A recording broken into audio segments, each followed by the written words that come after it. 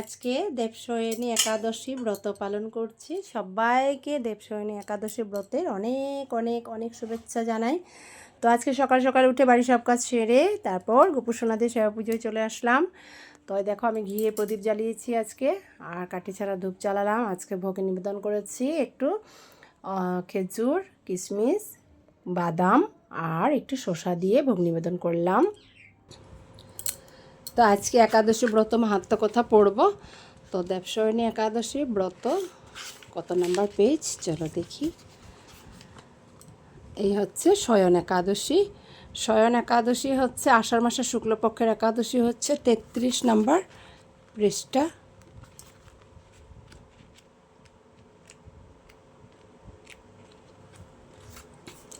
শয়ন একাদশী ব্রত মাহাত্ম্য কথা এখন আমি পাঠ করব। মহারাজ যুধিষ্ঠির বললেন, হে কৃষ্ণ, আষাঢ় মাসের শুক্লপক্ষের একাদশীর নাম কি, এই মহিমাই বা কি তা আমাকে কৃপা করে বলুন। শ্রীকৃষ্ণ বললেন, ব্রহ্মা এই একাদশী সম্পর্কে দেবর্ষি নারদকে যা বলেছিলেন আমি সেই আশ্চর্যজনক কথা আপনাকে বলছি। শ্রী ব্রহ্মা বললেন, হে নারদ, এই সংসারে একাদশীর মতো পবিত্র আর কোনো ব্রত নেই। সকল পাপ ও বিনাশের জন্য এই বিষ্ণু ব্রত পালন করা একান্ত আবশ্যক। যে ব্যক্তি এই প্রকার পবিত্র পাপনাশক এবং সকল অভীষ্ট প্রদাতা একাদশী ব্রত না করে তাকে নরকগামী হতে হয়।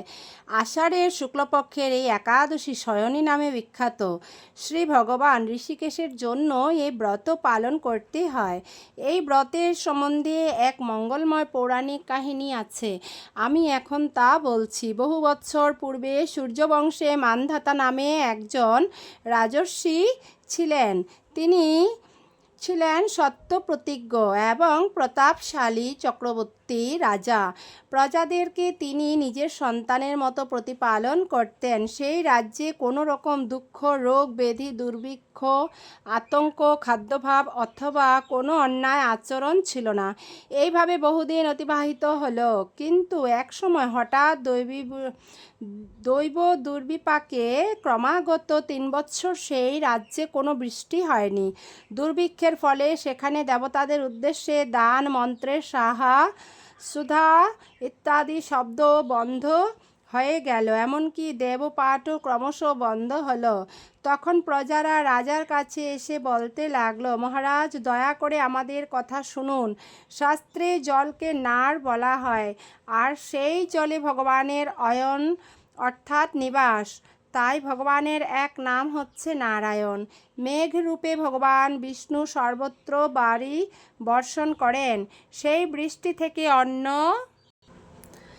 এবং অন্ন খেয়ে প্রজাগণ জীবন ধারণ করেন। এখন সেই অন্নের অভাবে প্রজারা ক্ষয় প্রাপ্ত হচ্ছে। অতএব হে মহারাজ, আপনি এমন কোনো উপায় অবলম্বন করুন যাতে আপনার রাজ্যের শান্তি ও কল্যাণ সাধন হয়। রাজা মান্ধাতা বললেন, তোমরা ঠিকই বলেছ। অন্ন থেকে প্রজার উদ্ভব, অন্ন থেকেই প্রজার পালন। তাই অন্নের অভাবে প্রজারা বিনষ্ট হয়, আবার রাজার দোষেও রাজ্য নষ্ট হয়। আমি সেই নিজের বুদ্ধিতে আমার নিজের কোনো দোষ খুঁজে পাচ্ছি না। তবুও প্রজাদের কল্যাণের জন্য আমি আপ্রাণ চেষ্টা করব। তারপর রাজা ব্রহ্মাকে প্রণাম করে সৈন্যসহ বনে গমন করলেন। সেখানে প্রধান প্রধান ঋষিদের আশ্রমে ভ্রমণ করলেন। এইভাবে একদিন তিনি ব্রহ্মার পুত্র মহাতেজস্বী অঙ্গিরা ঋষির সাক্ষাৎ লাভ করলেন।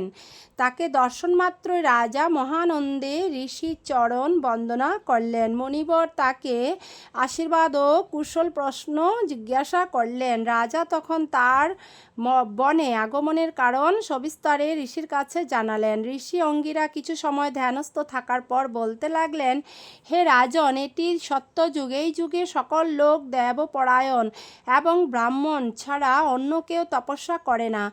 এই নিয়ম থাকা সত্ত্বেও এক শূদ্র এই রাজ্যে তপস্যা করছে।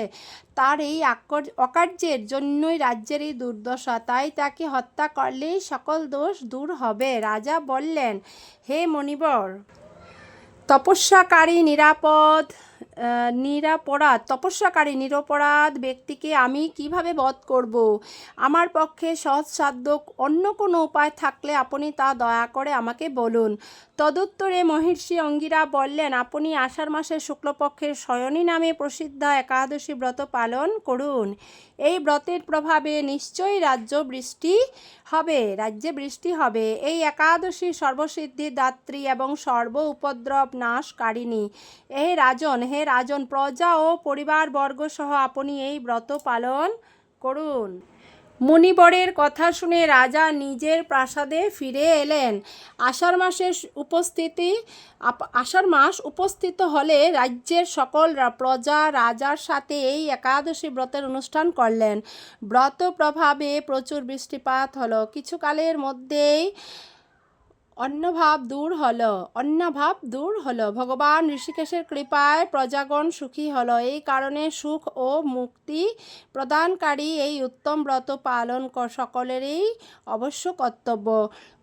ভবিষ্যৎ পুরাণে যুধিষ্ঠির, শ্রীকৃষ্ণ তথা নারদ, ব্রহ্মা সংবাদ রূপে একাদশীর মাহাত্ম্য বর্ণিত হয়েছে।